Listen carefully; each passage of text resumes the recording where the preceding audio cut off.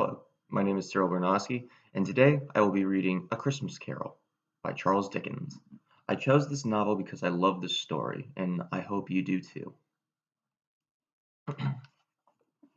Chapter 1 Marley's Ghost. Marley was dead, to begin with.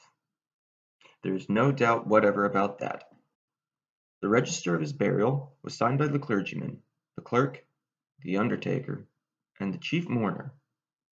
Scrooge signed it, and Scrooge's name was good upon change for anything he chose to put his hand to. Old Marley was as dead as a doornail.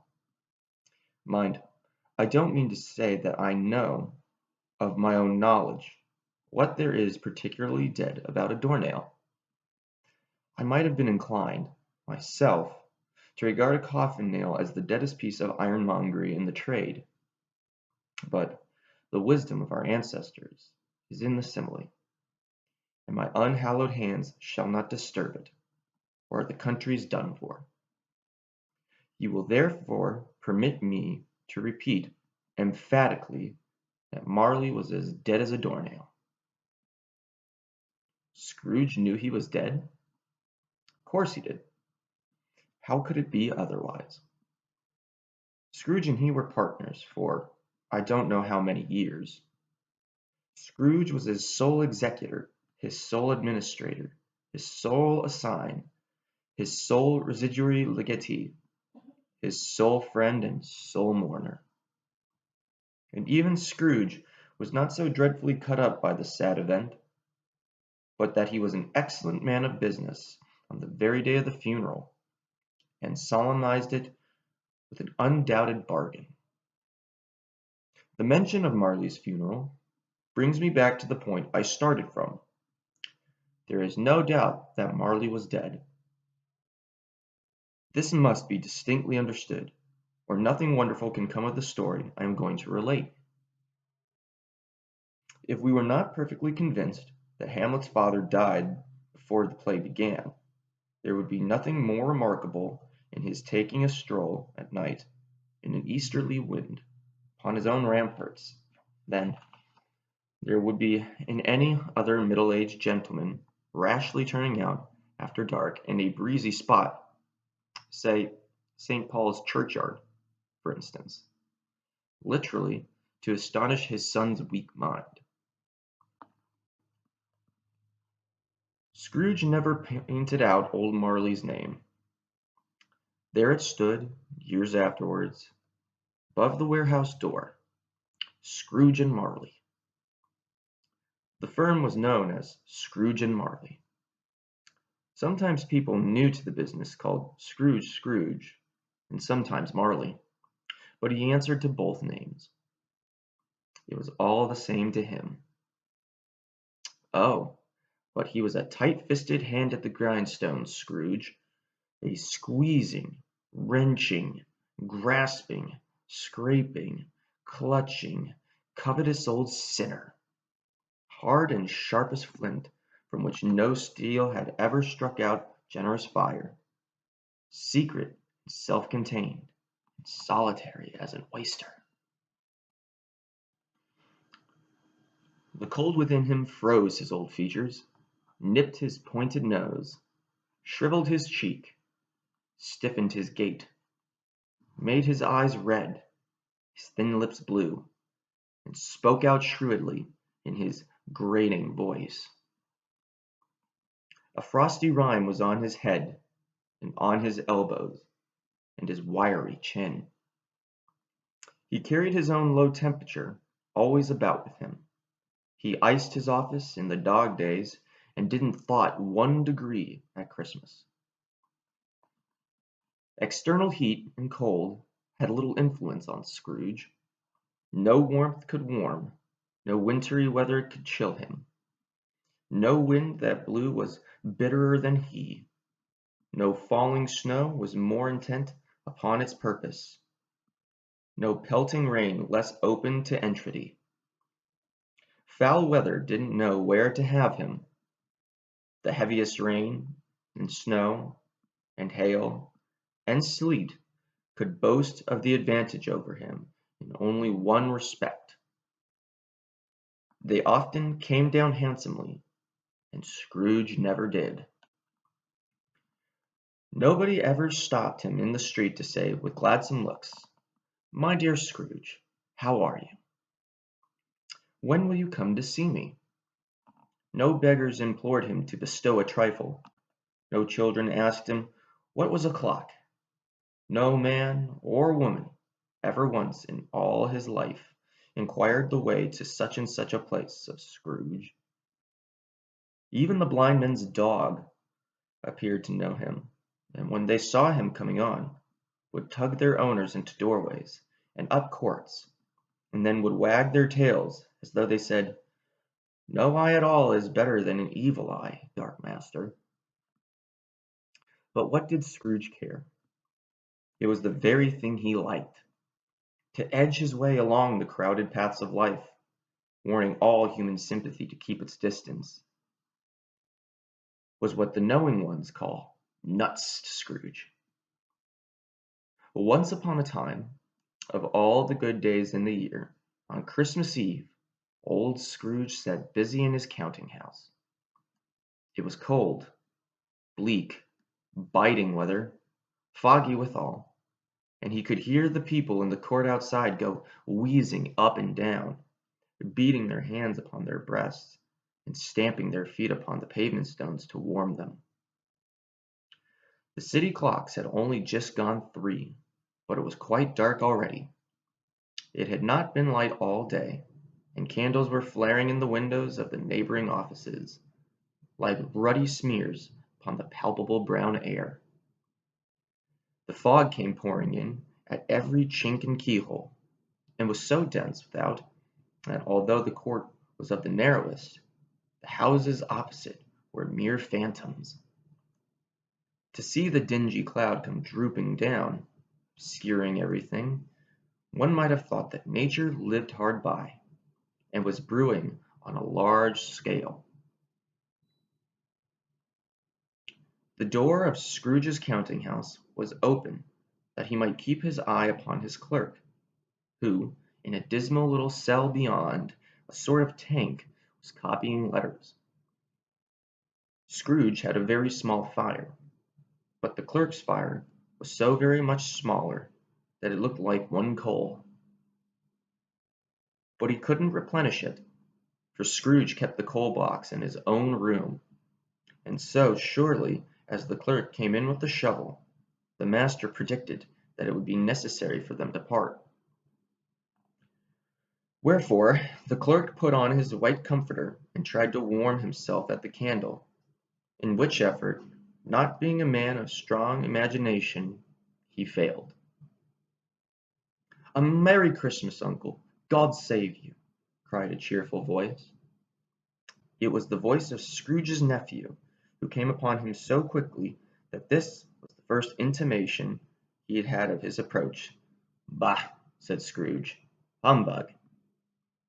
He had so heated himself, with rapid walking in the fog and frost, this nephew of Scrooge's, that he was all in a glow.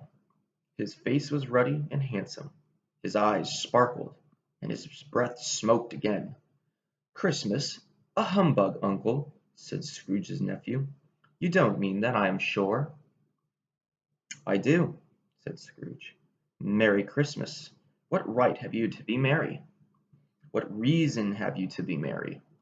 You're poor enough." "Come, then," returned the nephew gaily, "what right have you to be so dismal? What reason have you to be morose? You're rich enough." Scrooge, having no better answer ready on the spur of the moment, said "Bah!" again, and followed it up with "Humbug!" "Don't be cross, uncle," said the nephew. "What else can I be," returned the uncle, "when I live in such a world of fools as this? Merry Christmas! Out upon Merry Christmas! What's Christmas time to you but a time for paying bills without money? A time for finding yourself a year older and not an hour richer. A time for balancing your books and having every item in 'em through a round of dozen of months presented dead against you. "If I could work my will," said Scrooge indignantly, "every idiot who goes about with 'Merry Christmas' on his lips should be boiled in his own pudding, and buried with a stake of holly through his heart. He should." "Uncle," pleaded the nephew. "Nephew," returned the uncle sternly, "keep Christmas in your own way, and let me keep it in mine." "Keep it," repeated Scrooge's nephew, "but you don't keep it." "Let me leave it alone then," said Scrooge. "Much good may it do you. Much good has it ever done you." "There are many things from which I might have derived good, by which I have not profited, I dare say," returned the nephew. "Christmas among the rest. But I am sure I have always thought of Christmas time, when it has come around, apart from the veneration due to its sacred name and origin, if anything belonging to it can be apart from that, as a good time, a kind, forgiving, charitable, pleasant time, the only time I know of in the long calendar of the year, when men and women seem by one consent to open their shut-up hearts freely, and to think of people below them as if they were really fellow passengers to the grave, and not another race of creatures bound on other journeys. And therefore, uncle, though it has never put a scrap of gold or silver in my pocket, I believe that it has done me good, and will do me good, and I say, God bless it." The clerk in the tank involuntarily applauded. Becoming immediately sensible of the impropriety, he poked the fire, and extinguished the last frail spark forever. "Let me hear another sound from you," said Scrooge, "and you'll keep your Christmas by losing your situation. Quite a powerful speaker, sir," he added, turning to his nephew. "I wonder why you don't go into Parliament." "Don't be angry, uncle. Come, dine with us tomorrow." Scrooge said that he would see him. Yes, indeed he did.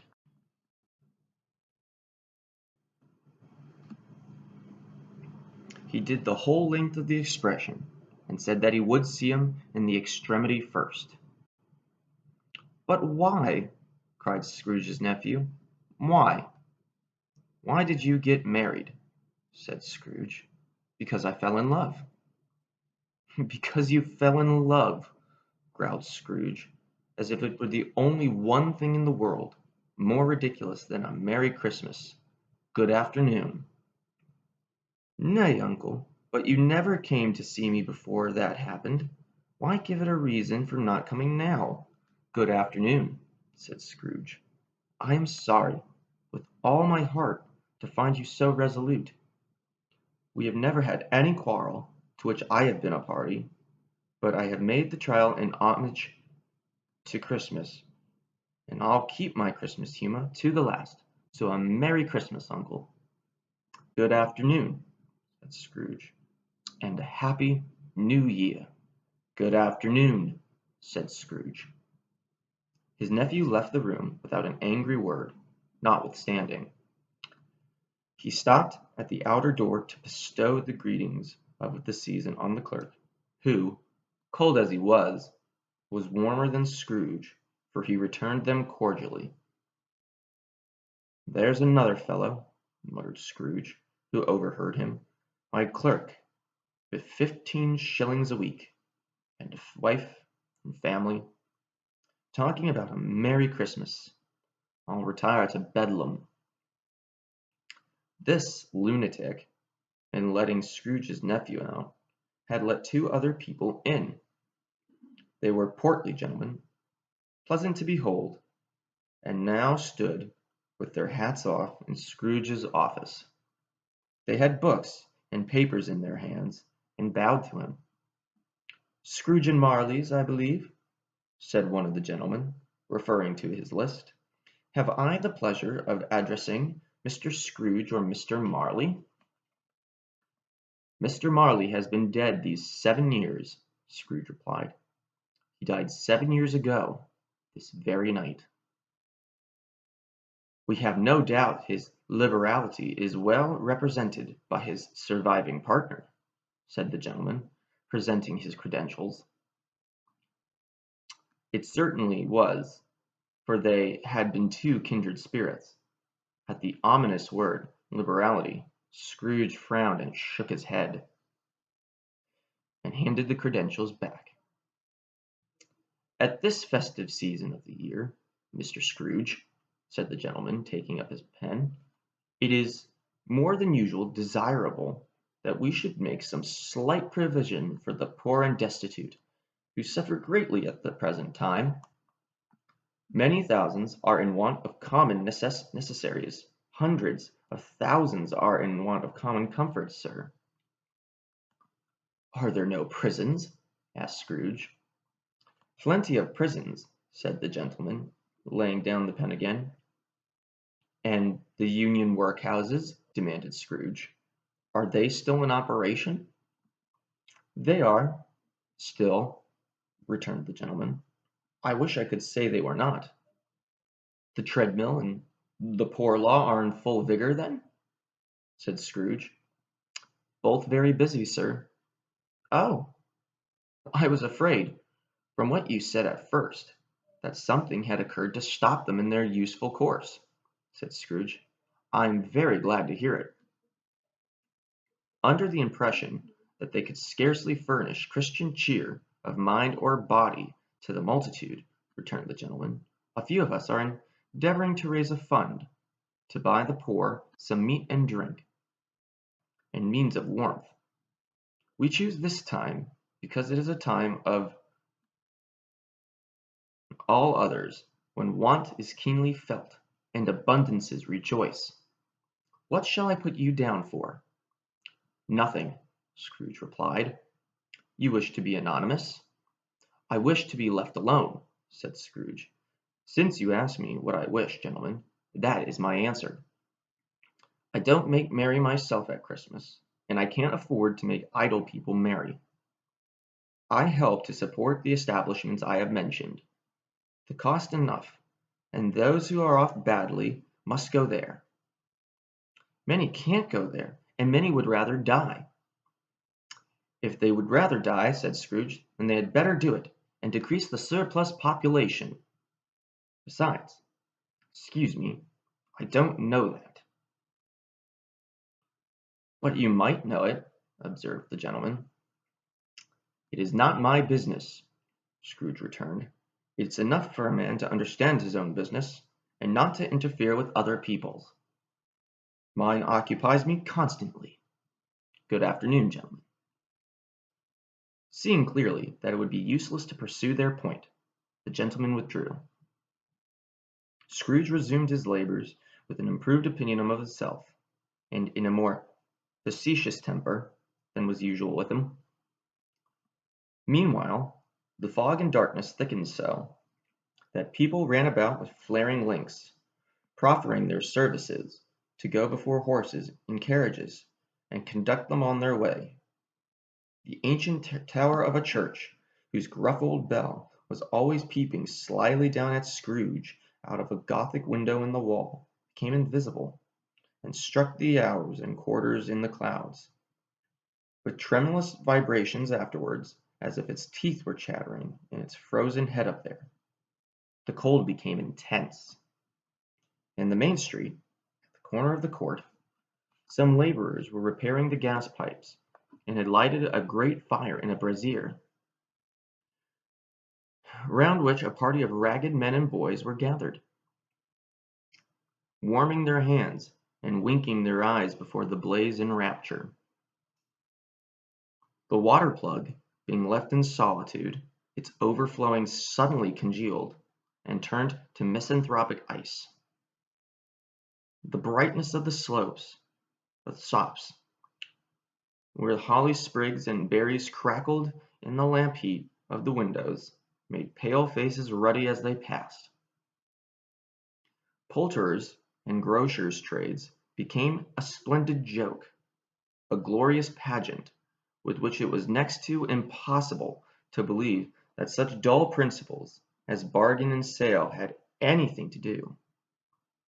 The Lord Mayor, in the stronghold of the mighty mansion house, gave orders to his 50 cooks and butlers to keep Christmas as a Lord Mayor's household should, and even the little tailor, whom he had fined 5 shillings on the previous Monday for being drunk and bloodthirsty in the streets, stirred up tomorrow's pudding in his garret, while his lean wife and the baby sallied out to buy the beef.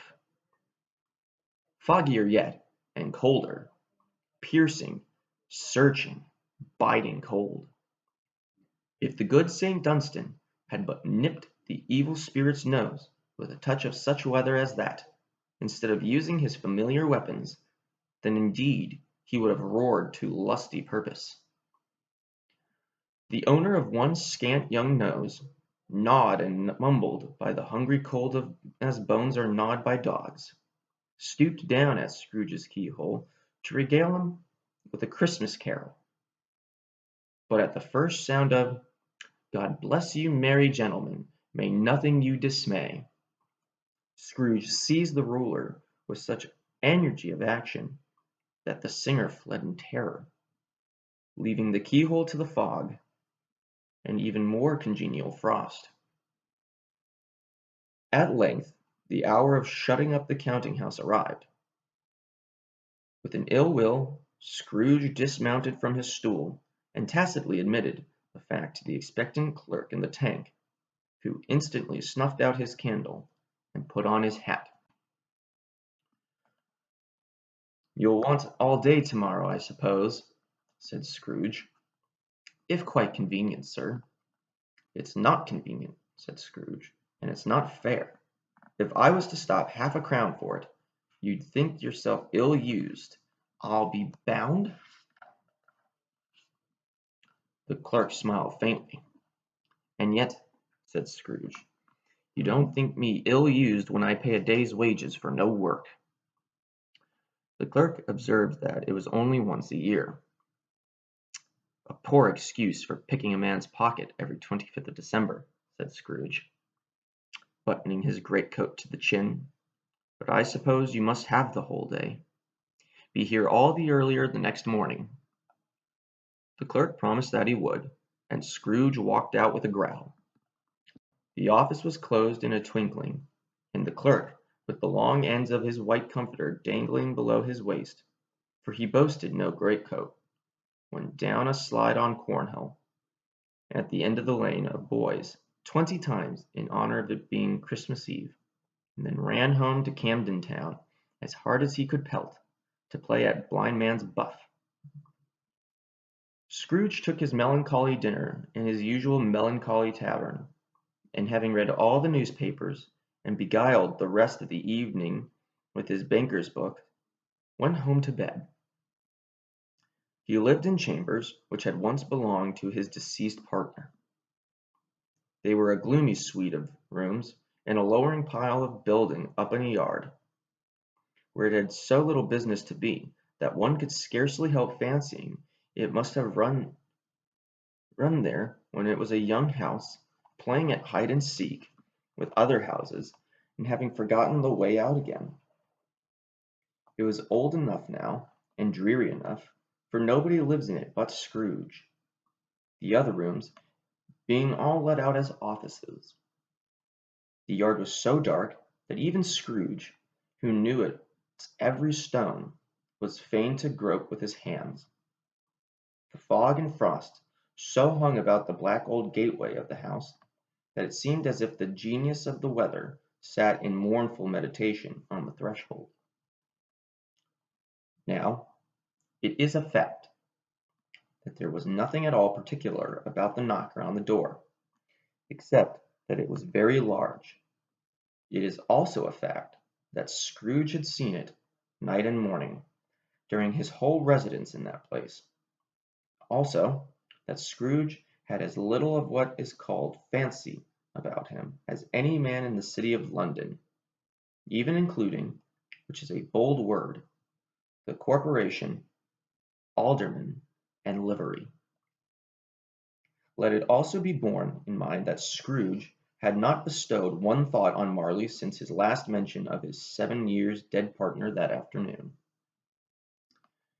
And then let any man explain to me, if he can, how it happened that Scrooge, having his key in the lock of the door, saw in the knocker, without its undergoing any immediate process of change, not a knocker, but Marley's face. Marley's face. It was not an impenetrable shadow, as the other objects in the yard were, but had a dismal light about it, like a bad lobster in a dark cellar. It was not angry or ferocious, but looked at Scrooge as Marley used to look, with ghostly spectacles turned up on its ghostly forehead.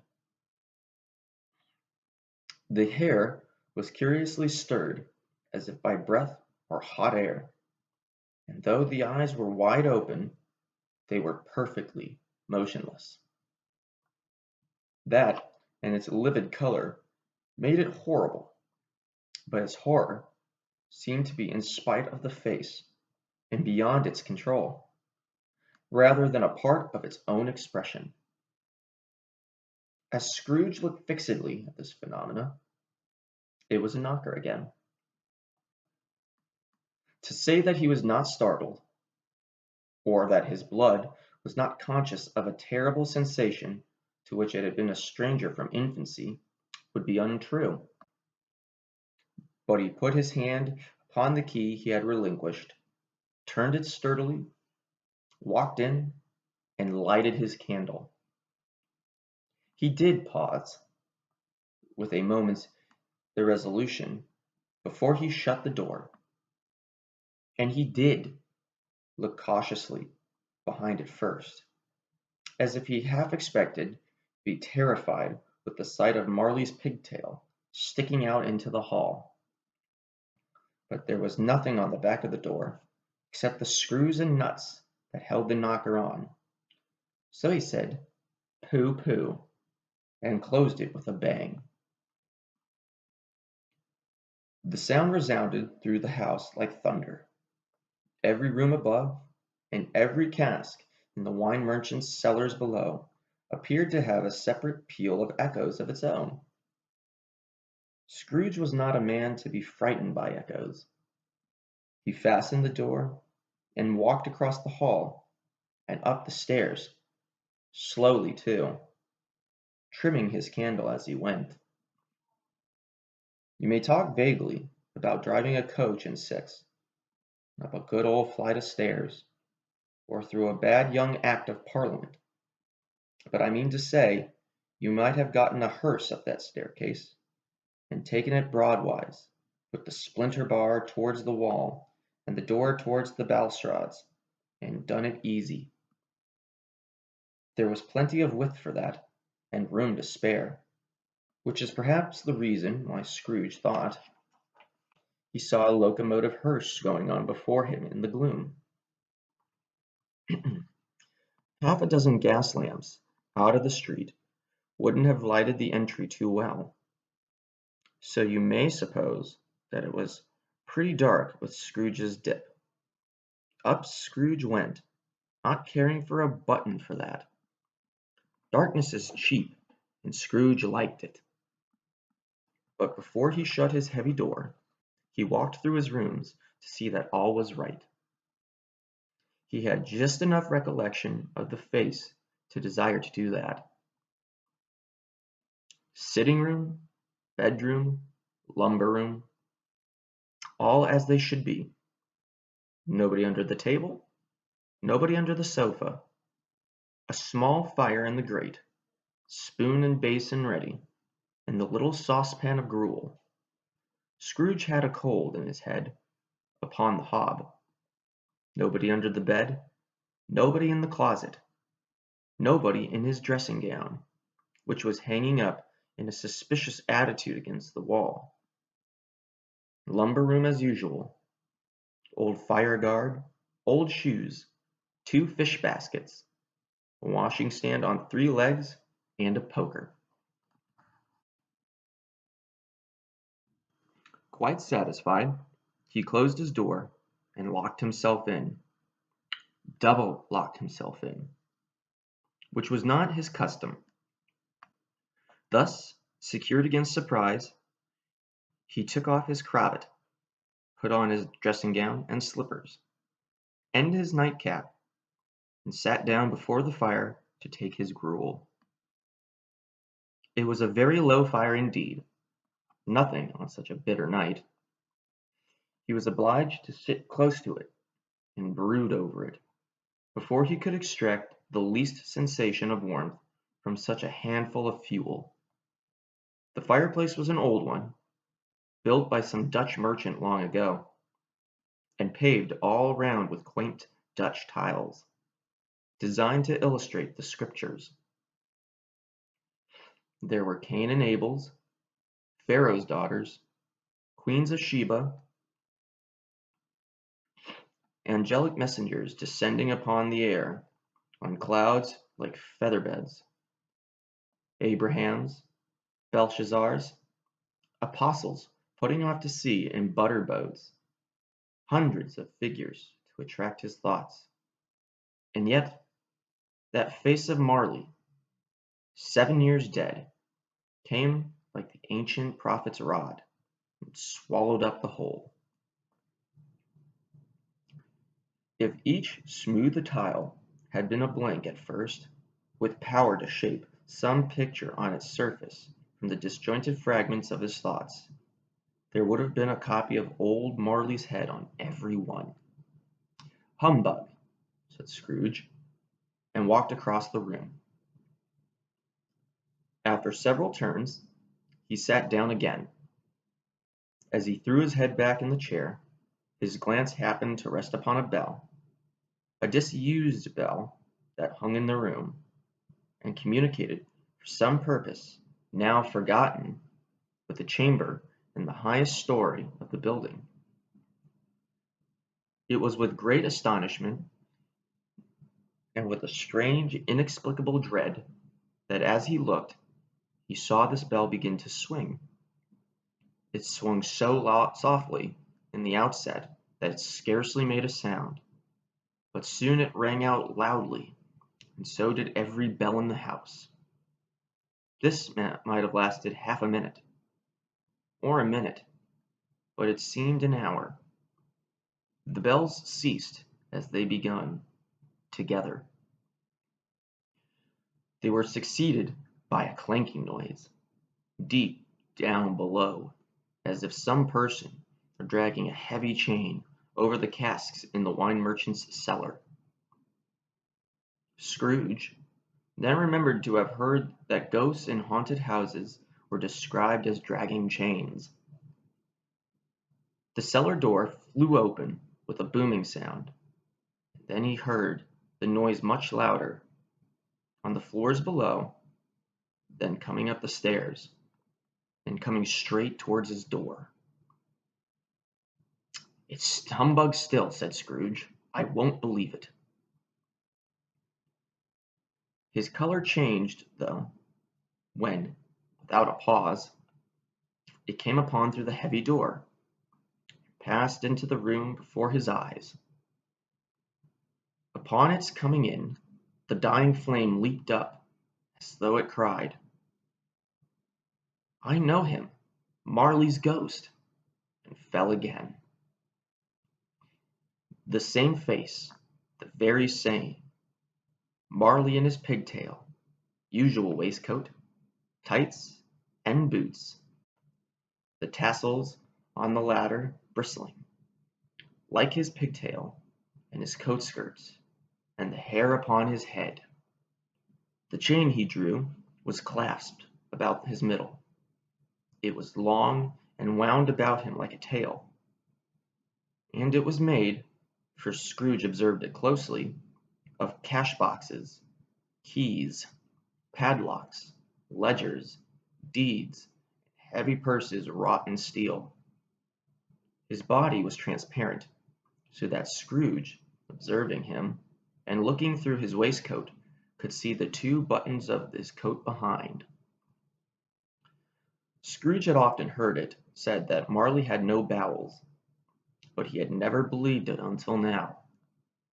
No, nor did he believe it even now, though he looked the phantom through and through, and saw it standing before him. Though he felt the chilling influence of its death-cold eyes, and marked the very texture of the folded kerchief bound about its head and chin, which wrapper he had not observed before, he was still incredulous and fought against his senses. "How now?" said Scrooge, caustic and cold as ever. "What do you want with me?" "Much," Marley's voice, no doubt about it. "Who are you?" "Ask me who I was." "Who were you then?" said Scrooge, raising his voice. "You're particular for a shade."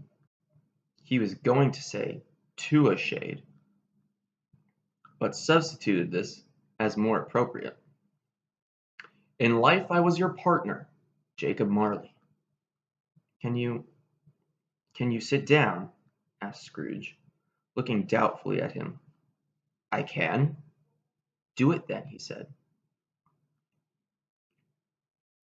Scrooge asked the question because he didn't know whether a ghost so transparent might find himself in a condition to take a chair, and felt that in the event of it being impossible, it might involve the necessity of an embarrassing explanation. But the ghost sat down on the opposite side of the fireplace, as if he were quite used to it. "You don't believe in me," observed the ghost. "I don't," said Scrooge. "What evidence would you have of my reality beyond that of your own senses?" "I don't know," said Scrooge. "Why do you doubt your senses?" "Because," said Scrooge, "a little thing affects them. A slight disorder of the stomach makes them cheats. You may be an undigested bit of beef, a blot of mustard, a crumb of cheese, a fragment of an underdone potato. There's more of gravy than of grave about you, whatever you are." Scrooge was not much in the habit of cracking jokes, nor did he feel in his heart by any means waggish then. The truth is that he tried to be smart, as a means of distracting his own attention, and keeping down his terror, for the spectre's voice disturbed the very marrow in his bones. To sit staring at those fixed, glazed eyes in silence for a moment would play, Scrooge felt, the very deuce within him. There was something very awful, too, in the spectre's being provided with an infernal atmosphere of its own. Scrooge could not feel it himself, but this was clearly the case, for though the ghost sat perfectly motionless, its hair, and skirt, and tassels were still agitated as by the hot vapors from an oven. "You see this toothpick?" said Scrooge, returning quickly to the charge for the reason just assigned, and wishing, though it were only for a second, to divert the vision's stony gaze from himself. "I do," replied the ghost. "You are not looking at it," said Scrooge. "But I see it," said the ghost, "notwithstanding." "Well," returned Scrooge, "I have but to swallow this, and be for the rest of my days persecuted by a legion of goblins, all of my own creation. Humbug, I tell you, humbug." At this the spirit raised a frightful cry, and shook its chain with such a dismal and appalling noise that Scrooge held on tight to his chair to save himself from falling in a swoon. But how much greater was his horror when the phantom, taking off the bandage round his head, as if it were too warm to wear indoors, its lower jaw dropped down upon its breast. Scrooge fell upon his knees and clasped his hands before his face. "Mercy!" he said. "Dreadful apparition! Why do you trouble me?" "Man of the worldly mind," replied the ghost, "do you believe in me or not?" "I do," said Scrooge. "I must. But why do spirits walk the earth, and why do they come for me?" "It is required of every man," the ghost returned, "that the spirit within him should walk abroad among his fellow men, and travel far and wide, and if that spirit goes not forth in life, it is condemned to do so after death. It is doomed to wander through the world, oh, woe is me, and witness what it cannot share, but might have shared on earth, and turn to happiness."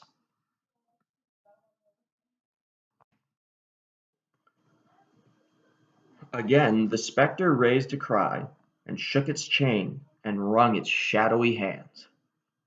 "You are fettered," said Scrooge, trembling. "Tell me why."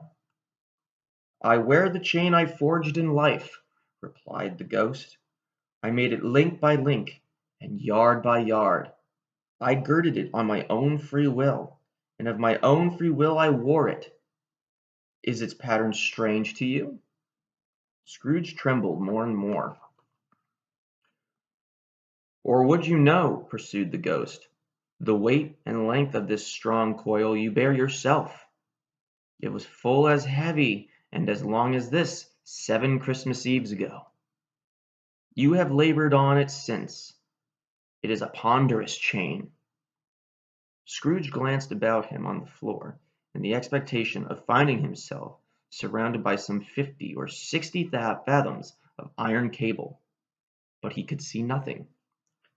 "Jacob," he said imploringly, "oh, Jacob Marley, tell me more. Speak comfort to me, Jacob." "I have none to give," replied the ghost. "It comes from the other regions, Ebenezer Scrooge, and is conveyed by other ministers to other kinds of men. Nor can I tell you what I would. A very little more is all permitted to me. I cannot rest. I cannot stay. I cannot linger anywhere. My spirit never walked beyond our counting house. Mark me. In life my spirit never roved beyond the narrow limits of our money-changing hole, and weary journeys lie before me." It was a habit with Scrooge, whenever he became thoughtful, to put his hands in his breeches pockets. Pondering on what the ghost had said, he did so now, but without lifting up his eyes or getting off his knees. "You must have been very slow about it, Jacob," Scrooge observed in a business-like manner, though with humility and deference. "Slow?" the ghost repeated. "7 years dead," mused Scrooge. "And traveling all the time?" "The whole time," said the ghost. "No rest, no peace, incessant torture of remorse." "You travel fast?" said Scrooge. "On the wings of the wind," replied the ghost. "You might have got over a great quantity of ground in 7 years," said Scrooge. The ghost, on hearing this, set up another cry, and clanked its chain so hideously in the dead silence of the night that the ward would have been justified in indicting it for nuisance. "Oh, captive, bound and double ironed," cried the phantom, "not to know that ages of incessant labor by immortal creatures for this earth must pass into eternity before the good of which it is susceptible is all developed.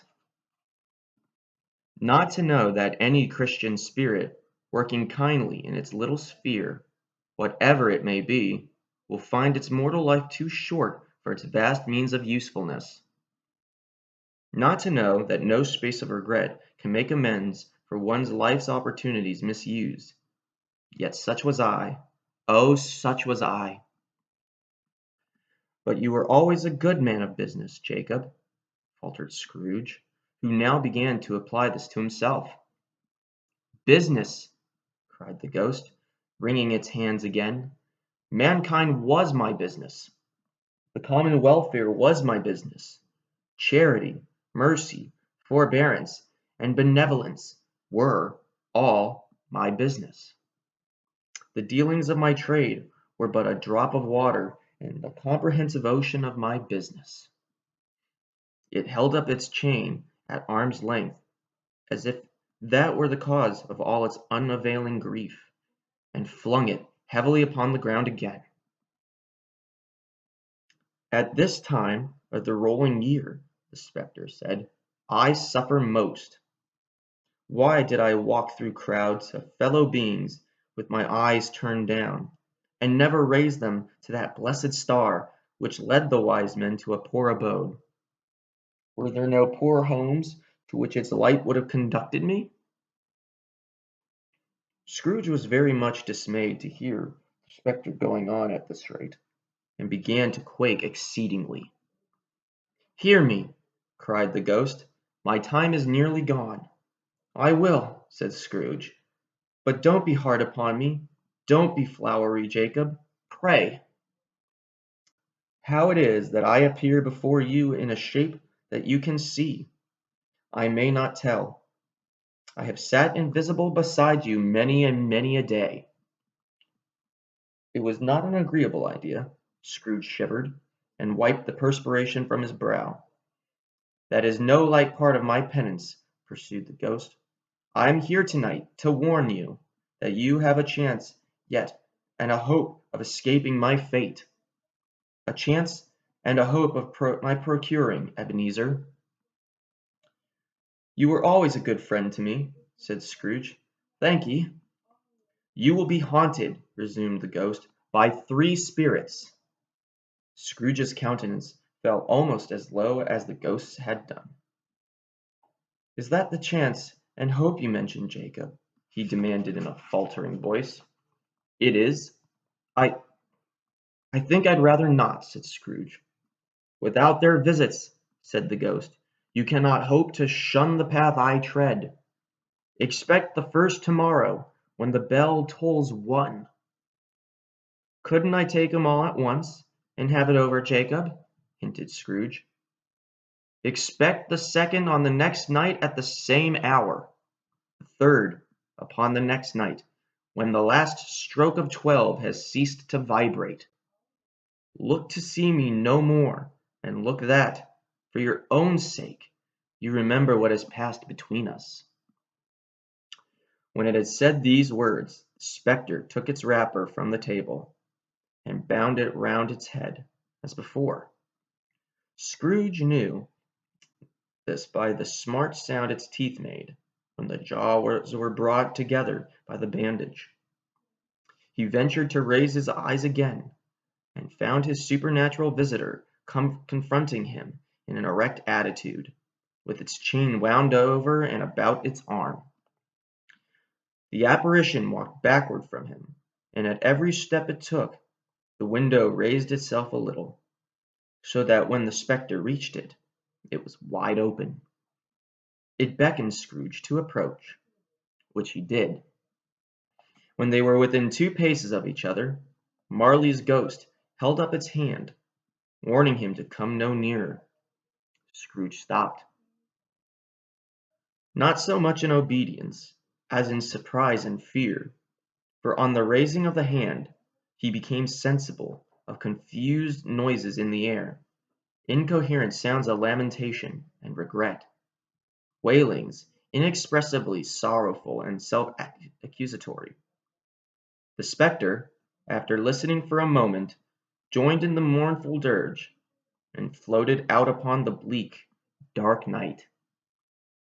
Scrooge followed to the window. Desperate in his curiosity, he looked out. The air was filled with phantoms, wandering hither and thither in restless haste, and moaning as they went. Every one of them wore chains like Marley's ghost. Some few, they might be guilty of governments, were linked together, none were free. Many had been personally known to Scrooge in their lives. He had been quite familiar with one old ghost in a white waistcoat, with a monstrous iron safe attached to its ankle, who cried piteously at being unable to assist a wretched woman with an infant, whom it saw below upon a doorstep. The misery with them all was clearly that They sought to interfere for good in human matters, and lost the power forever. Whether these creatures faded into mist, or mist enshrouded them, he could not tell. But they and their spirits' voices faded together, and the night became as it had been when he walked home. Scrooge closed the window, and examined the door by which the ghost had entered. It was double locked, as he locked it with his own hands, and the bolts were undisturbed. He tried to say "humbug," but stopped at the first syllable, and being, from the emotion he had undergone, or the fatigues of the day, or his glimpse of the invisible world, or the dull conversation of the ghost, or the lateness of the hour, much in need of repose, went straight to bed without undressing, and fell asleep upon the instant. And that concludes Chapter 1 of Charles Dickens' Christmas Carol.